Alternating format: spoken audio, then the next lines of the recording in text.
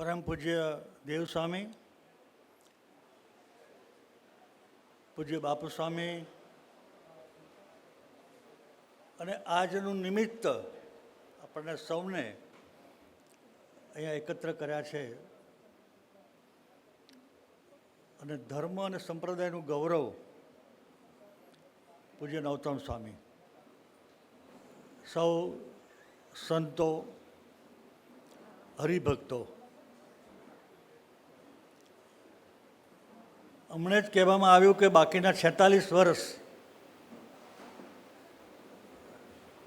આવા સરસ સ્વાસ્થ્ય સાથે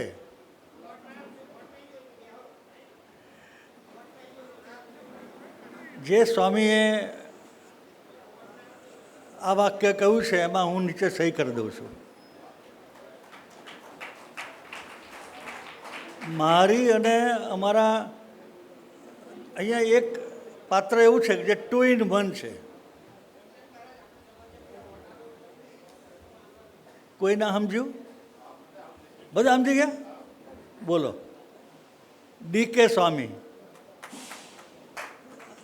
તમારા છે ને અમારા છે, 2 in 1 છે, પણ બહુ જ કામ કરે છે વિસ્તારમાં અને વિધાનસભામાં પણ. મારા કમલેશ પણ બહુ જ સક્રિય છે. તો બધાએ વતી મને કહ્યું છે, બધાએ વતી હું ખૂબ ખૂબ શુભકામનાઓ પાઠવું છું. મને કહ્યું કે તમે આવ્યા તો સારું થયું. મેં કીધું અમે જ્યારે બોલાવીએ છીએ ત્યારે તમે આવો છો કે નહીં? ગમે એવા કપરા સંજોગોમાં પણ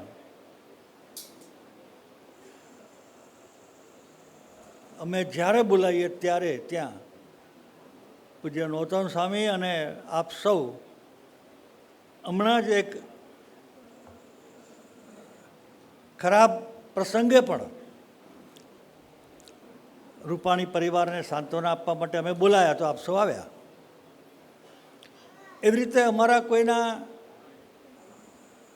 સોગંદ વિધિ હોય અને આશીર્વાદ આપવાના હોય તો પણ આપ સૌના અમને આશીર્વાદ મળે છે. એટલે એ નિમિત્તે મારી ફરજનો ભાગ છે કે સૌ વતી અને આમ પણ વ્યક્તિગત રીતે હું ખૂબ જોડાયેલો છું. એટલે મારો પણ આગ્રહ હોય જ.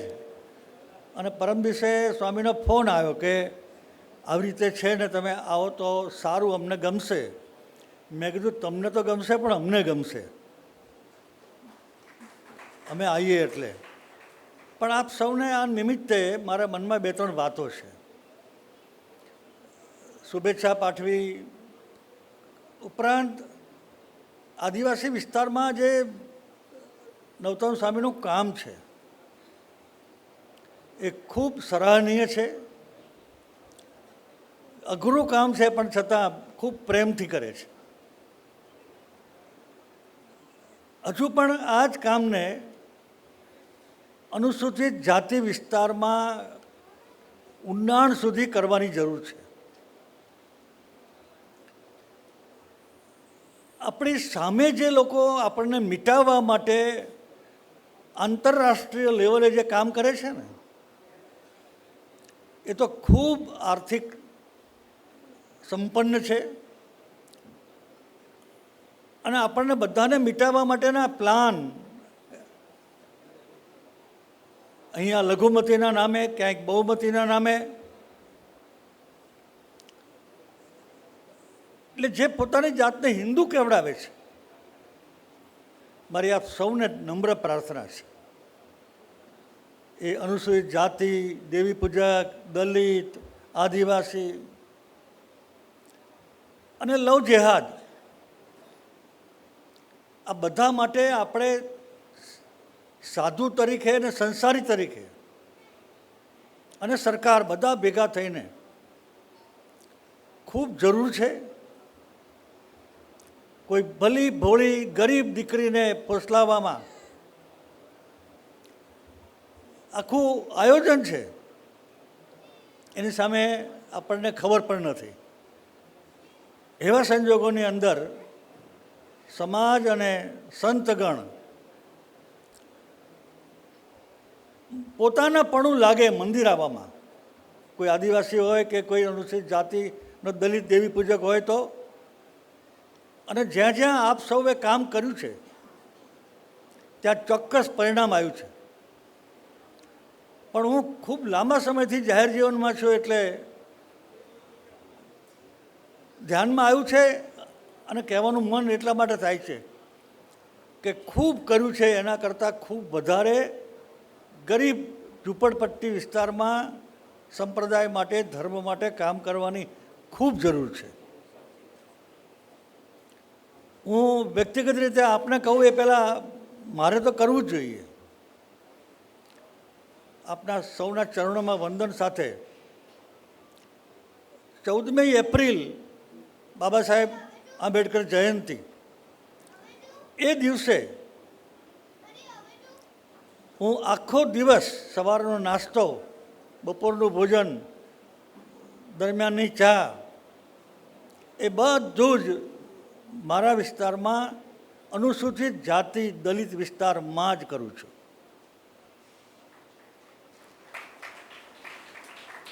અને આ મારા કામને 45 વર્ષ થયા. આ 14મી એપ્રિલે 45 વર્ષ ગુજરાતમાં જાહેર જીવનમાં કોઈ એક નામ લેવું હોય તો મારું જ નામ છે, આપના આશીર્વાદથી. આમ આજે પણ ગામડામાં ત્યાં બેસ ઉપરથી રકાબીને ગ્લાસ ઉતારવામાં આવે, નહીં ચાલે, નહીં ચાલે. મેં પણ આનો સામનો કર્યો છે, મારા ઘરમાં સામનો કર્યો છે. પણ મારી મક્કમતા, મારી પ્રમાણિકતા, ધર્મ પ્રત્યેની મારી, કે આના સિવાય ચાલશે જ નહીં, તો મેં આ દૂર કર્યું છે. ને છેલ્લા 5 વર્ષથી અનુસૂચિત જાતિ વિસ્તારમાં સ્વામી સામાજિક સમરસતા સમૂહ ભોજન હિન્દુ કેવડાવે છે, બધા જ લોકો એક સાથે દલિત વિસ્તારમાં જઈને અમે જમીએ છીએ. આ કામની ખૂબ જરૂર છે, ખૂબ જરૂર. મેં તો સંઘ પરિવારને પણ કહ્યું છે અને સંત પરિવારને પણ કહું છું કે આનો પ્લાન કરીને, આજનો દિવસ કેટલો પવિત્ર અને ઉત્તમ દિવસ છે, એટલે ખાલી હું એમનું સ્વાગત કરું અને આપણે સ્વાગત કરીએ અને પછી પણ આપણને બધાને આ દિવસ યાદ રહેવો જોઈએ. બીજું, સમાજમાં માવો ખાવો, વ્યસન, સ્વામી આપ સૌનું જ કામ છે. મારા કહેવાથી કોઈ નથી માનતું, આપના કહેવાથી માનશે. અને જ્યાં જુઓ ત્યાં, એમાં ચેતનબીનો વિસ્તાર તો આમ ગમે ત્યાં તો મોઢામાં, હવે તો વિજ્ઞાને કહ્યું છે કે લાંબા ગાળે કેન્સર જ થાય છે. અને સાથે સાથે આપણું બધું જ અત્યારનું ભોજન છે, બધું ભોજન સંપૂર્ણ ઝેર જ છે. હું નથી કહેતો, આ કૃષિ વિજ્ઞાનીઓ કહે છે. અકાળે થતા મૃત્યુનું કારણ શોધે છે, એમાં આવે છે કે અત્યારનું જે ભોજન છે.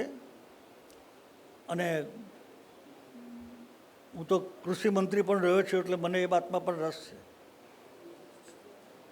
દવા છાંટીને જીવાત છે ને એ ટેવાઈ ગઈ છે, અને એ આપણે જે ખાઈએ છીએ ને, એટલે ટેવાઈ ગયેલી જીવાતને મારવા માટે વધારે તેજ દવા નાખવામાં આવે છે.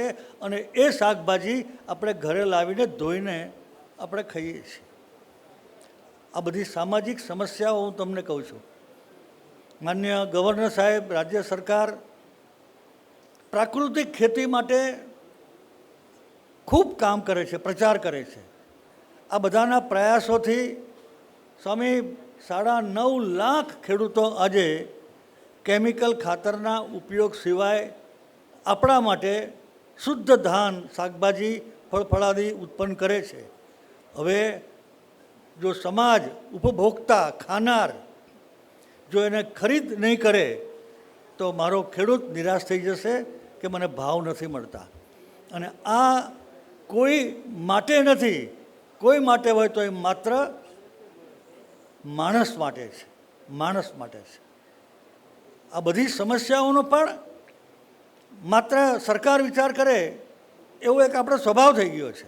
સરકાર કરે ના, સરકાર એટલે આપણે, સરકાર, સંત અને સમાજ, આ બધી સમસ્યાઓ આવી અનેકવિધ, વૃક્ષારોપણ, પર્યાવરણ, આ બધું જ હવે આમ ટાઈમ ટેબલમાં બનાવવું પડશે, ટાઈમ ટેબલમાં. અને આપણા બધાના પ્રવચનમાં મારી નમ્ર પ્રાર્થના છે, આપ ગામડામાં જ્યાં જાઓ ત્યાં વ્યસન છોડો, આપ કરાવો જ છો, કરાવો જ છો, પણ જાહેરમાં અહીં ઊભા કરી ભાઈ ચાલ માવો છોડ, ભાઈ માવો છોડ. હું તો એમને કહું છું, પેલા યુવાન 22-25 વર્ષનો હોય કે આ માવો છોડતા પહેલાં હથેળીમાં જોઈશ ને તો તને તારી પત્નીને, તમારો દીકરો ને તારે મા બાપ દેખાશે. તું છોડી દે ભૈયા. આવા અનેક મુદ્દા, પ્રશ્નો જાહેર જીવનમાં અમારી સામે આવે એટલે એમને લાગે કે એના સોલ્યુશન માટે બધાએ પ્રયાસ કરવો પડશે. અને એટલા માટે મેં આજે શુભેચ્છાની સાથે 2-3 મુદ્દા સાધુ અને સમાજ બંને અહીંયા છે ત્યારે એમની વચ્ચે મૂક્યા છે. હું ફરીને કહું છું કે નૌતમ સ્વામી આદિવાસી વિસ્તારમાં આ બધા કામ આપ સૌના સહકારથી, આપ સૌની સાથે ખૂબ કરે છે. હું ફરી કહું છું કે ખૂબ કરે છે, પણ હજુ ખૂબ કરવાનું બાકી પણ છે. આજના દિવસે હું સ્વામીએ કરેલા અત્યાર સુધીના અમને મદદ જ્યારે કરી છે ત્યારે, અમને જ્યારે જરૂર પડી છે ત્યારે, એટલા માટે સરકાર અને પાર્ટી વતી હું સંપ્રદાયનો આભાર માનું છું જાહેરમાં. અને એમના આગેવાન તરીકે પૂજ્ય નૌતમ સ્વામી એમનો પણ ચરણોમાં વંદન કરીને આભાર માનું છું. આપ સ્વસ્થ રહીને અમને આશીર્વાદ આપતા રહો. મને પૂછ્યું કે કેટલા થયા, મેં કીધું 75 પૂરા થયા. તો કે મને તો 54મું શરૂ થયું, એટલે કેટલી ઇનિંગ રમવાની બાકી છે, ધાર્મિક, સામાજિક, કેટલી ઇનિંગ. ફરીવાર આપ સૌના ચરણોમાં વંદન કરું છું અને પૂજ્ય સ્વામીને ખૂબ ખૂબ શુભકામનાઓ. જય સ્વામિનારાયણ.